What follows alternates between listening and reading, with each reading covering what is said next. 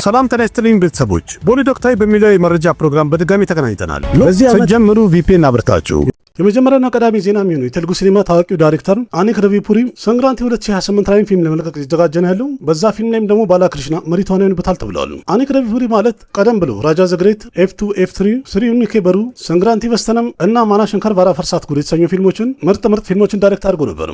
ሰንግራንቲ የተባለው የሂንዱ ፌስቲቫል ለአኒክ ረቪፑሪ በጣም ለኪ ሆኖታል ወይም እድለኛ አድርጎታል። ምክንያቱም ሰንግራንቲ ላይ የተለቀቁ የነበሩት F2 ስሪዩኒ ኬበሩ፣ ሰንግራንቲ በስተነም እና ማና ሸንከር ባራ ፈርሳት ጉድ የተሰኙ ፊልሞች ተመልካቹ በጣም ወዷቸው ነበር። ፊልሞቹም ደግሞ ቦክስ ኦፊስ ላይ ምርጥ የተባለ ገንዘብ ሰብስበው ነበር የወረዱት። የሁሉንም ፊልሞች ስኬት ካየ በኋላ በአሁኑ ሰዓት ላይ ዳይሬክተሩ አኒክ ረቪፑሪ ቀጣይ ርዕሱ ያልተገለጸው ፊልሙም ሰንግራንቲ 2027 ላይ ነው ለእይታ የሚበቃው። በዛ ፊልም ላይ ደግሞ ቬንከቴሽ ነው መሪ ተዋናይ የሚሆነው። የቬንከቴሽን ፊልም ከጨረሰ በኋላ አኒክ ረቪፑሪ ቀጣይ ፊልሙ ከባላክሪሽና ጋር እንደሚሆን ተነግሯል። ይህም ደግሞ ድምቅ ያለ አክሽን ያለው አንድ ትሪለር ፊልም ይሆናል ተብሏል።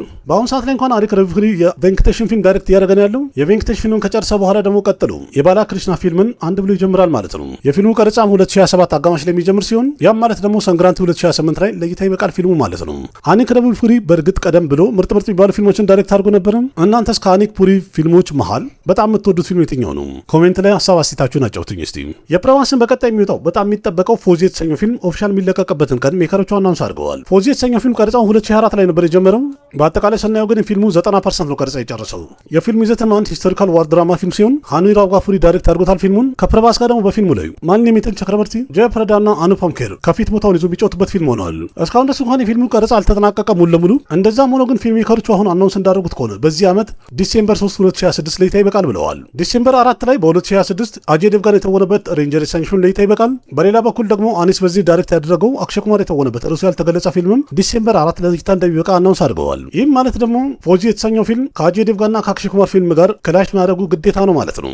በእርግጥ የአጀይና የአክሽይ ኩማር ፊልሞችም አዲስ አብዴት አልወጣላቸውም እስካሁን ድረስ ስለመውጫ ቀናቸው። በቀጣይ ደግሞ የምናየው እውነትም የአጀይ ዴቭጋና የአክሽይ ኩማር ፊልም በትክክል ዲሴምበር 4 ለእይታ ይበቃል ወይስ ቀን ይቀየራል የሚለውን አብረን ምን ይሆናል። ግን ሁለቱም ፊልሞች ካልተራዘሙ ደግሞ ዲሴምበር 4 ላይ በሂንዲ ሲኒማ ታሪክ በጣም ትልቅ የተባለው ክላሽ ልናይ ነው ማለት ነው። እንደዛም ሆኖ ግን ዲሴምበር 3 እና 4 ላይ ከሶስቱ መሃል አንድ ትልቅ ፊልም ለእይታ መበቃቱ ማይቀር ነው። ግን እናንተ የፕረባስ ፎዚ፣ የአክሽይ ኩማር ርዕሱ ያልተገለጸው ኮሜዲ ፊልም ወይስ ደግሞ የአጀይ ዴቭጋን ሬንጀር የትኛው በዚህ ቀን ለእይታ መበቃት አለበት ትላላችሁ? ያላችሁን ሀሳብ አስተያየት ኮሜንት ላይ ጻፉልኝ። ቪዥን ቴንሰንስ ከተሰኘው ፊልም በኋላ ሱሪየም ሌላ አንድ ፊልሙን ቀረጻ እንዳጠናቀቀ ተነግሯል። ያ ፊልም ደግሞ የአቪዬሽን ፊልም ዳይሬክተር የሆነው ጊቱ ማድቬን ዳይሬክት ያደረገው ፊልም ነው። ትናንትና ከፊልሙ ላይ ቢሃይንድ ዘ ሲን አንድ ቪዲዮ ለእይታ ያበቁ ሲሆን በዛ ላይ ደግሞ የፊልሙ አክተር ሱሪያና ፊልሙ ላይ መሪ ተዋናይ የሆነችው ነቪን አድመን ጨምሮ ዳይሬክተሩ ጊቱ ማድቬንም አብሮ ያሳየ ቪዲዮ ነበር ለእይታ ያበቁት። ይህ ፊልም ማለት ለሱሪያ 47ኛ ፊልሙ ነው። ቀደም ብሎ እንደተነገረው በፊልሙ ላይ አክሽን ኮሜዲ ይዘት ያለው ለየት ያለ ታሪክ ታያላችሁ ተብለናል። ከረፑ በተሰኘው ፊልም ሱሪያ ምርጥ የተባለ ካምባክ ማድረግ ችሏል። ግን መጀመሪያ ማየት ያለብን ቪዥን ቴንሰንስ የተሰኘው ፊልም ቦክስ ኦፊስ ላይ እንዴት ይሆናል፣ ታሪኩስ ምን ይመስላል የሚለውን ቅድሚያ ወይም መጀመሪያ ማየት ያለብን ይመስለኛል። ግን ደግሞ የሱሪያ 47ኛ ፊልሙ እኒ ከተባለ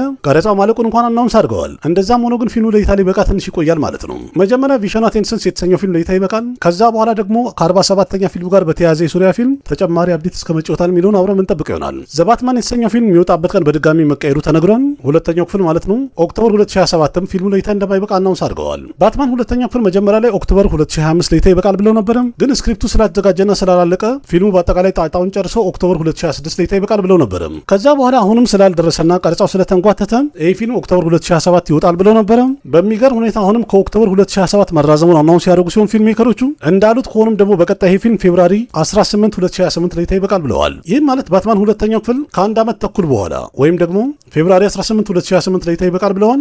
ረጅም ጊዜ ነው ያለው። እንደዛም ሆኖ ግን ትናንትና ስሉክ ቲዘሩን ለእይታ ያበቁ ሲሆን ፊልም ሜከሮቹ በቲዘሩ ላይም ደግሞ ሮበርት ፒትሰን ባትማን ሆኖ ታይቶበታል። የባትማን ፊልም አድናቂዎች በዚህ ፊልም በጣም ተሰላጅተዋል። ምክንያቱም ይህ ፊልም እስካሁን ድረስ ለእይታ መብቃት ነበረበት። እንደዛም ሆኖ ግን አሁን ይህን ፊልም ለማየት አንድ ዓመት ተኩል ያህል መጠበቅ አለባቸው ማለት ነው። እናንተ ስለ ባትማንቱ ምን ትላላችሁ? በድጋሚ በቀኑ ይታያል ወይስ ደግሞ ቀኑን ይቀይራል ትላላችሁ? ያላችሁን ሀሳብ አስተያየት ኮሜንት ላይ ጻፉልኝ። ቦክስ ኦፊስ ላይ ስላሉ ፊልሞች መለስ ብለን ስናይ አጀይ ዴቭጋን የተወነበት ደማልፎር የተሰኘው ፊልም በህንድ ቦክስ ኦፊስ በአጠቃላይ በኔት ኮሌክሽን 100 ክሮር መግባቱ አናውንስ ተደርጓል። ደማልፎር የመጀመሪያ ሳምንቱ ላይ 99 ክሮር በኔት ኮሌክሽን መሰብሰብ ችሎ ነበረ። ወደ 5 ክሮር አካባቢ እንደሰበሰበ ተነግሯል። ይህም ማለት በህንድ ቦክስ ኦፊስ ብቻ ደማልፎር የተሰኘው ፊልም በ8 ቀኑ 104 ክሮር በኔት ኮሌክሽን መሰብሰብ ችሎ ነበረ። በዓለም አቀፍ ደረጃ ደግሞ ፊልሙ 145 ክሮር መሰብሰብ እንደቻለ ተነግሯል። ቡት መንግላና ዌልካም ዘ ጀንግል የተሰኙ ፊልሞች ለእይታ ከበቁ በኋላ ደማልፎር የተሰኘው ፊልምም ስኬታማ እንደሆነ ያረጋገጠ ፊልም ሆኗል። በቀጣይ ደግሞ ሁለተኛ ሳምንቱ ሲጨርስ ደማልፎር የተሰኘው ፊልም ምን ያህል ይሰበስባል የሚለውን አብረን ይሆናል። አሊያ በት የተወነችበት አልፋ የተሰኘው ፊልም የመጀመሪያ ሳምንቱ ላይ 47 ክሮር መሰብሰብ ችሎ ነበር በኔት ኮሌክሽን። በሁለተኛ ሳምንቱ ደግሞ 8.50 ክሮር ብቻ ነው ነው መሰብሰብ የቻሉ። ይህም ማለት አልፋ የተሰኘው ፊልም በ14 ቀን ውስጥ በህንድ ውስጥ 55.50 ከሮር መሰብሰብ የቻለ ሲሆን በዓለም አቀፍ ደረጃ ደግሞ ፊልሙ 93 ከሮር መሰብሰብ ችሎ ነበር።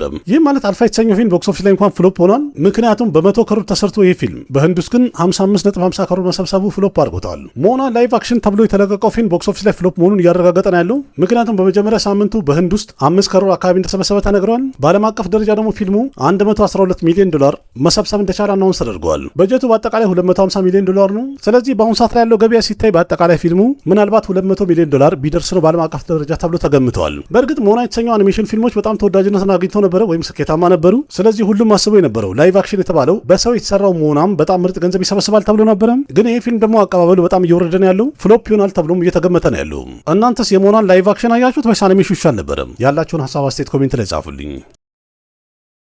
ቪዲዮ ከተመቻችሁ ላይክ አድርጉ። ያላችሁን ሀሳብ አስተያየት በኮሜንት ገለጹ። ለጓደኞቻችሁ ሼር አድርጉ። ልክ እንደዚህ ከህንድ ሲኒማ ጋር የተያዙ በጣም ብዙ ጨዋታዎችን እና የተለያዩ የሚወጡ አፕዴቶችን በተለያየ ፕሮግራም አንድ በአንድ አቀርብላችኋለሁ። በፍቅር የተሞላውና የማበረታቻ ኮሜንታችሁን ሁልጊዜ ለትዕግስት እጠብቃለሁ። ልክ እንደዚህ በሌላ አዳዲስ መረጃዎችና አሪፍ ታሪኮች በድጋሚ እስከምንገናኝ ድረስ አቅራቢያችሁ ቃሲም መካ ነበርኩኝ። ደህና ሁኑ። ባባይ።